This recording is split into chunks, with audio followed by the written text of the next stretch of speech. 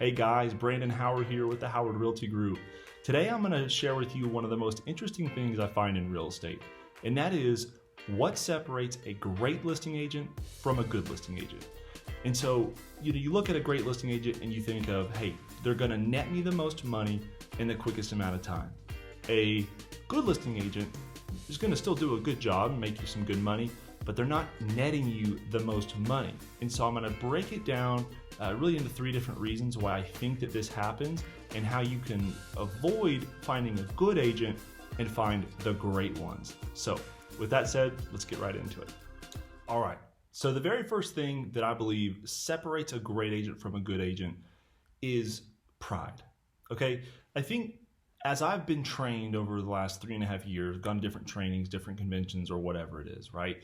One thing you hear a lot of is brokers or trainers tell the agents, you want to go to a listing and be able to tell people that you sell a home for 100% of the price that you list for, right? Essentially this fear that if you list too high and have to come down a little bit, it's going to make you look bad, right? Or if you price a home so much higher than the rest of the comps that you're going to kind of look like the dummy that had to overprice a listing to get the listing, right? Which really is not true at all. First off, we as agents should never care about our own stats above the client's interest. And what I mean by that is if you have a bunch of agents that are like, say they have 100% sale rate on their purchase price, like essentially they're saying, hey, if I list a home for $300,000, 99% of the time I sell it for $300,000. That's not a good thing, okay? Yes, you can like finagle it to make it sound like a good thing, like, hey, we always get our purchase price, but really what you're telling people is you're not willing to take that leap of faith in your systems or take that initiative to put that price high enough to where you get the most money. I see people all the time where they'll say, oh, I just got 20 offers or 30 offers. And don't get me wrong, we've been there too. But I don't really want 20 offers. I don't want 30 offers. I want to price these properties so high that maybe I get 2 or 3 offers in that first week, and we're setting neighborhood records, right? So the pride gets into people where they don't want to, put it too high, because they don't want to look silly. Maybe that's what it is, or maybe they, want to be able to use those stats constantly at these listing appointments to where they're so concerned about keeping those stats that they don't put your interest above their own. So pride, it's a killer. Let's move on to the next one. All right, guys. So reason number 2 is experience. Now, this one's kind of obvious. I think everybody would think, hey, well, a great agent versus a good agent, it's got to be experience. But let's break that down, okay? And so the first thing with that experience, I think comes, and especially after we talk about not wanting to price something too high, it becomes, well, what happens if I price it so high and I get that offer or get an accepted offer for that high record comp, but then it doesn't appraise, right? So it's almost like a fear that drives a lot of people to want to be closer to where all these other agents have priced those homes and those safe comps.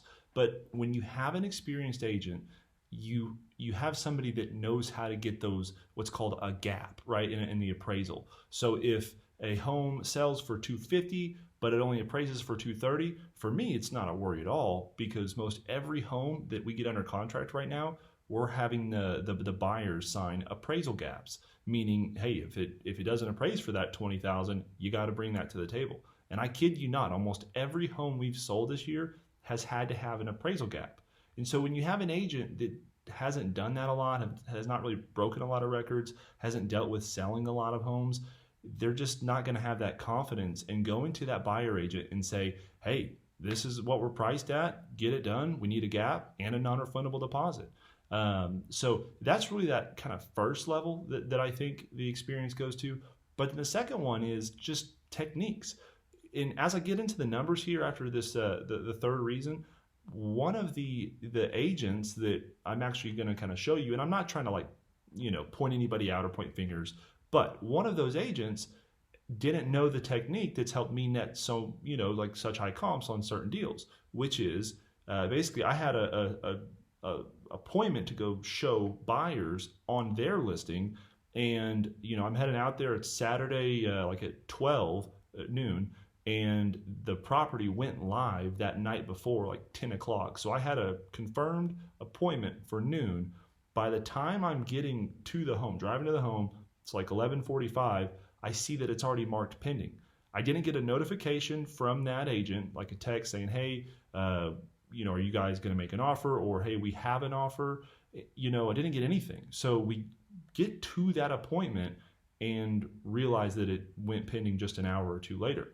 And I even asked the agent, like, hey, can I, show it, or is it just, it's pending? And he's like, no, it's pending. So you always want an agent that is going to let all of those showings in that at least the first morning, see it. Because I had a cash buyer from Naples, Florida, that was ready to put a pretty insane offer in. And so you just never know. They probably got full price, I'm sure of it, and they probably even maybe got over full price. But did they get a cash offer? I don't know. Did they get the offer that my guys were going to put in? I don't think so. So essentially, those not knowing the techniques of how to really get the most money, and then just maybe not even wanting to go through the whole process, right? I don't know if I would call it laziness. I certainly don't think that it's laziness, but it's taking that time to message all the agents and say, hey, do you have an offer? Are you guys going to make an offer? Or letting them know up front, hey, we're doing highest and best at 5 o'clock. That's another really huge technique. Is if I've got a house that I've already got 10 showings on the first day, and everybody's telling me they're going to offer, well, what I will do a lot of times is say, hey, we're going to take 2 days and let all the people show that want to show it, and then I'm calling for the highest and best, and basically do a bidding war. And if you don't, and it's not really a bidding war, but it's you get one shot to bring your highest and best. So if you have an agent that doesn't even let you get there, you're not gonna net the most money. So those are the really the three, or the two reasons within that reason. And I think another part of it too could just be understanding the market, right? If somebody prices a home at a really high price, they may think, hey, this is awesome. I'm pricing it close to the top of comps. I'm doing you a favor. But if they don't realize the market has so much buy pressure on it right now that they could be breaking records, that's going to hurt you as well. You got to have an agent that knows the market. You got to have an agent that knows the techniques, and you got to have an agent with that experience and the confidence to be able to do an appraisal gap or whatever else it may be. So number 2 is a big one, and you got to find that. And I'll share at the end how you do find that. So on to number 3. So number 3, and this one to me is the most important, because ultimately this is what's helped us set records 3 years ago when it really wasn't a seller market, 2 years ago, last year, and then even now we're not just setting records, but we are destroying records. I mean, we just actually got a home under contract $100 above the highest comp ever. That's a whole nother video. But anybody can break a record in a seller's market for $1 or $2 a foot. But how do you break a record $10, $15, $20, $30 a foot? Even in the slow time of the year, right? Which is what we've consistently done. And again, I'm going to show you the stats and data. I'm not just going to tell you, I'm going to show you. And that is my third reason, right? Which is having an agent that can sit down and actually show you their system and how they put money into the marketing to get those results. Every client that I go and I do a listing appointment with, often they'll say, well, every agent says that they know how to market. And I'll say, yeah, but have they ever showed you what they do marketing wise? And they say, well, not really. Or, they show us a boosted post or something like that, right? And I say, okay, I'm going to actually take you through our entire system, the back office end, and that's what we do, right? So whenever we work with people, we're putting the money into a system that puts that property as far as can be into every person that's looking for that type of home in that area and in that price range. They're going to see it, right? And so that's really what it is. Having an agent that's willing to put the money in, having the system that if you put a money into the system, you're going to get a good amount of results. An agent that knows how to market, and again, can show you that they know how to market, and not just tell you. Okay, right. So what it is kind of what we just touched on. It's looking at the results, right? Looking at their fruit, looking at their stats, essentially asking them straight up, how many records have you broken? How many, and when I say records, let me clarify this. When we look at a record, we're talking about the price per sold square foot within a neighborhood, right? A comp is what is this home over here selling per foot versus this similar home selling over here, typically in the same neighborhood, per foot. So if you don't have an agent that can sit there and say, hey, obviously, the other three things we talked about, right? Show you the system, showing you these things. But if they can't sit there and actually say, hey, look, here's this neighborhood where I broke this record, here's this neighborhood, to me, I would at least interview a couple other agents and try to find somebody that can show you actual records that they've broken. Because ultimately, if you have an agent that is breaking multiple records, they're a good listing agent, right? Bad listing agents typically don't consistently break records. Now, there's obviously some arguments like not every seller has the same goal, right? Some sellers just want to sell a home quickly. Or maybe if you're dealing with a lot of homes that need a lot of renovation, they don't have that ability as much to set those crazy records, even though we've done pretty good with those too. But it really just comes down to, do you have an agent that can show you data, right? And like we touched on before, show you a system and show you the money they've spent on other homes. So whenever I go do my listing appointments, I do all three of those things.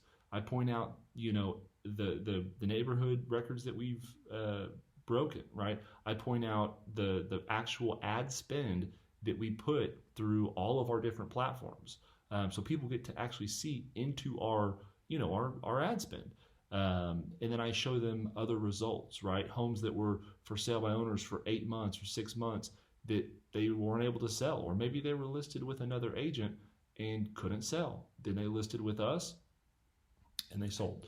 And so that really is how you can tell, is by the data and just by a simple question, which is, can you show me your records that you've broken? Can you show me the listings you sold, where you're setting yourself apart statistically from other people? And can you show me what it is that you do outside of just listing it, right? Anybody can put a sign in the yard, but what are they doing differently than just putting that sign in the yard or just putting it in the MLS? If you ask those questions, you're going to get a lot of confused agents, but the agent that's not confused will be able to net you a lot of money, and that is a great agent. And there are a lot of great agents out there. I mean, we're certainly not only the only great agent, not the greatest agent. There's agents that are better than us, but there's a whole lot of agents that maybe aren't, at least on the listing side, better than us. So find those great agents and you will net the most money. But the fun part starts now. Really the most exciting stuff. Let's look at some numbers and let me show you what I've been talking about this whole time. All right, guys, so here we go. Here's the fun stuff. What I'm going to do is I'm going to start by showing you kind of the process that we go through whenever we do comps, okay?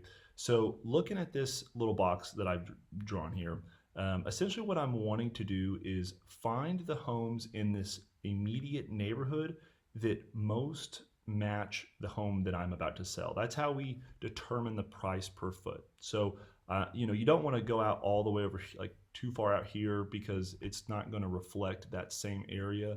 So you really want to get the best data possible. And by, being in this direct area, you're gonna do that. So the home that we sold was here on Navajo, okay? And whenever we priced it, let's look at the comps, okay? So what I did is I went back a little bit, and I'll show you what I did. Is I went from the time that we sold, which it's been about 55 days, I think, since we've sold, to 180 days prior, okay? So before. I'm going to show you the comps before that I had to look at. And then what I'll do at the end of this is I'll actually take away this and I'll show you who has sold what since then. So I also want to show you on the approximate heated square feet, we want to be in a close 500 square foot range. We don't want to go too low or too high. Typically lower square foot homes will sell for a lot higher square foot, and higher ones will go for less. So we'll kind of look at that and see if that plays into anything here.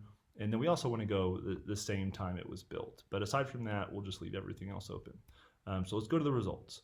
All right. So what we're always looking at is this sold price per square foot. And what I find really interesting here is you have this agent right here that sold at 124, this one that sold at 134, and then you have us at 168. And let's go ahead and add, let's figure out what are we listing at over here? Okay, so actually this agent listed a little bit higher, wasn't able to get the price, and then this agent listed a little bit lower and had somebody come over, right? And we kind of did the same thing. We thought, hey, let's break the neighborhood record by $30 a foot and sold it for $7 more than what we listed for. But you wonder, okay, well, Brandon, what is it that you guys did, right? Well, we did what we've kind of talked about in this video. We did our advertising, we did our marketing. And the home that we had, I mean, it wasn't any different than these other homes. I mean, this one actually new nice roof. It was pretty much the same one. I think this one may be a little bit less nice, but you wonder, well, like what else? What else could have happened with these other homes? Essentially, it just comes down to the marketing, and they all sold pretty quick. I think ours sold in 3 days.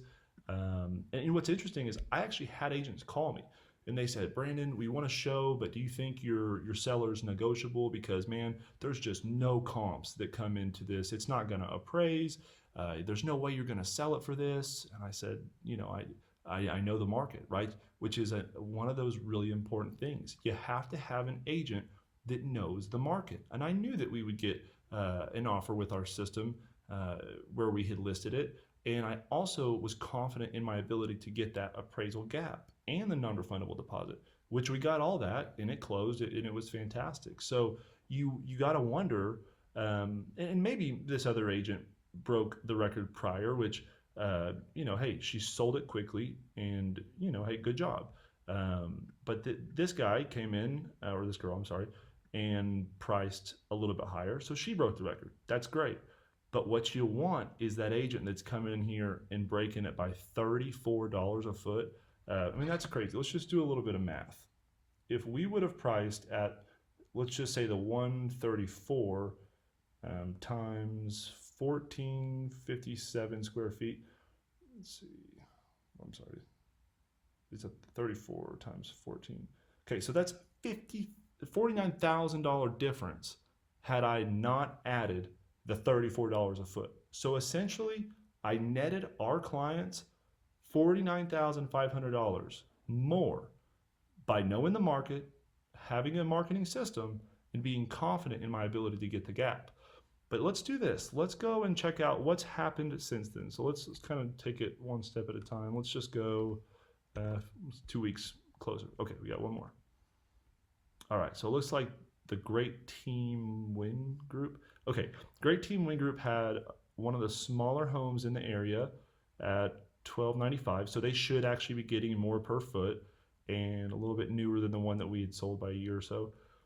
And it looks like they got 162 a foot, which that's good, right? They got 162, but you got to ask yourself, this was 2 months deeper into the market, right? Which in my opinion was the hottest time of the year. October, and even now is just insane. I put out that comp at 168. Why does an agent not choose to try to put that price even higher? I mean, especially with having less square footage, having a little bit newer home, having those comps to back you up, why did they not put it a little bit higher? Maybe their client just wanted a quick sell, but the interesting thing is, when I told y'all earlier in the video, I had a showing where basically this listing agent cut it off really quick. That was this same group. And these guys are great. I love these guys, okay? But I want to show you, these are the things that can kind of make you try to figure out, like, do I net the most money going with this person, or is there a chance that maybe I won't net as much money as I truly could? Let's take a little bit of a look into this listing, okay? Okay, well, they sold it right away, zero days, which is interesting. Okay, so they didn't even list it. So a lot of times you do have sellers that basically say, hey, my goal is just to sell as quickly as possible. I don't want to list it. My goal is not to net the most money. So that's probably what happened here.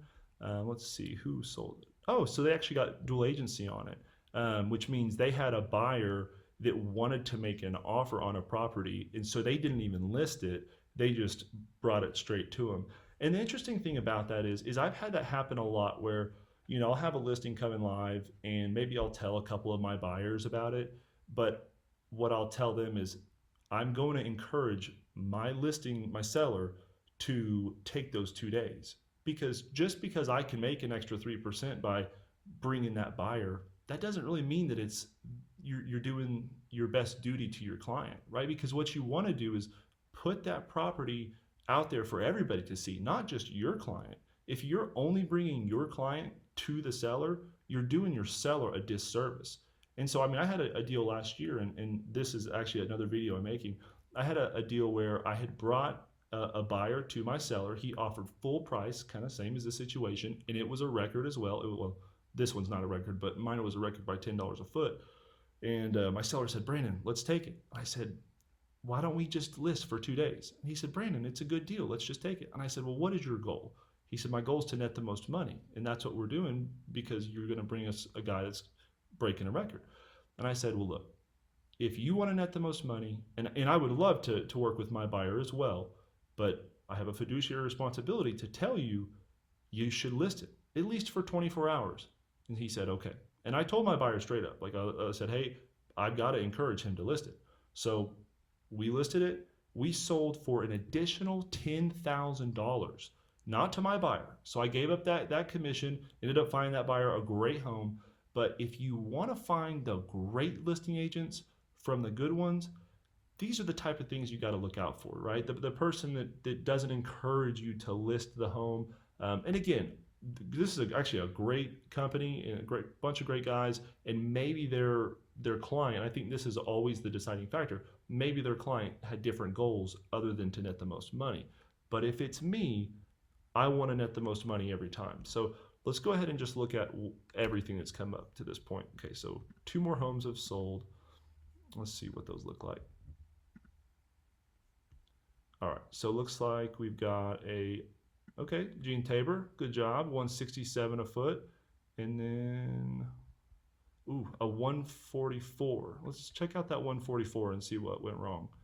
Because obviously at this point, she had 2 different comps. Let's see. She had the Great Team Win Group's comp, which still was a good comp, still sold at a great price. Didn't, they could have got more for it, but, this girl still had that comp. And then there was, so at least those 2 comps, and yeah, this one too. So she had 3 comps at 162, 167, and 168, and yet she chose to list it for less, right? Listed at 144. And this is the stuff that it blows my mind. If you have 3 comps in the 160 plus area, why are you listing the home $20 a foot higher? And again, let's do some math. $20 a foot times 1528 square feet. That's $30,000 that she potentially could have lost her client. And again, maybe the home is destroyed. We don't really know because there's no pictures. And maybe the client didn't care about netting the most money. But when we're looking at this, it's the same exact situation. She didn't list it. She, or maybe she did and it sold in a second. But she had a buyer already and essentially chose to go the easy route of, hey, let's just get it done prior to putting that work in and doing that listing. Not saying she didn't put in work. Obviously, she put in a lot of work because she didn't have it on the market. So she found a buyer prior. Looks like she went with another agent. So at least that's a good sign, right? She didn't only, go with her own client. That gets, the dual agency stuff kind of can be a little tricky sometimes. But so to me, this is such a clear breakdown of what's going on up here, that we had a $34 jump, and why has nobody since then beaten that record? And it's not that this home was like crazy. I mean, look, it's got the siding up here, and it's got the siding in the back. They don't even have like an overhead patio, so it's not like the backyard was special. Okay, they got a shed. I don't think the roof was like the most expensive roof in the world. I think the owner did do some painting himself, but I mean, it still had the original tops here. Let's go to these other ones. I mean, this is a really nice one. But yeah, we don't have to get too far into all this other stuff. But that to me, this is the really cool stuff. The data. This is where you can tell great agents from good agents. And look, again, I'm not trying to insult anybody. I think all these agents are great agents. I'm sure everybody had a different seller with different goals. But if I'm you and I'm listing my home and I want to sell my home for the most money, look for, this and look for this. And hey, this is good, but if they're not telling you you can net more money if you go to the market, especially here, if you're not telling that client you can net them more money by going to the market, they're not doing their fiduciary responsibility, right?